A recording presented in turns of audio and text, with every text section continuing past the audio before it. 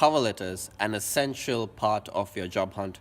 My friend Matthew here has just gone through his job hunt and secured a job, and I just went through his cover letter, and it had some very unique, fundamental, effective tips that's going to help you out. So I'm just going to ask Matt to share it with you.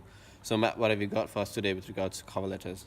Sure. Well, obviously, cover letter can you can go very deeply in explanation, which we probably don't have the time. So I will focus on 2, maybe 3 points.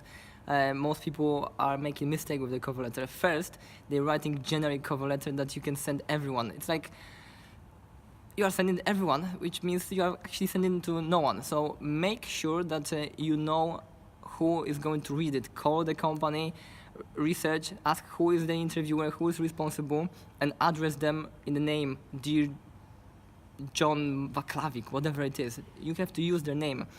Then disarm them by honesty. If you don't have experience, don't lie that you are awesome, amazing, because that's everyone is telling. Just tell them that you don't have that experience, but you are very motivated to get that one, and tell them how else you can contribute to the company. And the last one that is very underused is guarantee. Many people are getting the job and they are keeping themselves there. Just don't fire me. I want to stay there forever. No, change your attitude.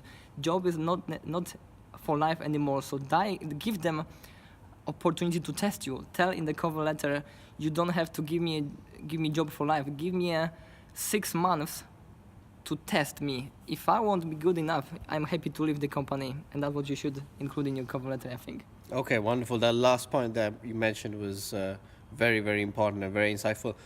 Would you mention that sort of towards the end of your cover letter, after you mentioned your experience and details? Yes, I would do that in the last sections of the cover letter. So right at the end, you finish up by saying, give me an opportunity for 6 to 12 months and see how you can see for yourself how my attitude, my skills, my experience will apply for this particular role or job Yes. responsibility, and then you can decide for yourself. Yes, you can say, if by any reason after those 6 months you won't be happy about my performance, skill set, or mindset, I'll be happy to leave the company without any explanation from your side, which gives them that freedom and freedom of mind. And in most cases, they will not fire you, because hiring is a very tiring and expensive process for the company. So if they're giving you chance, and even if you are given that guarantee, there's very little chance that they will use that against you.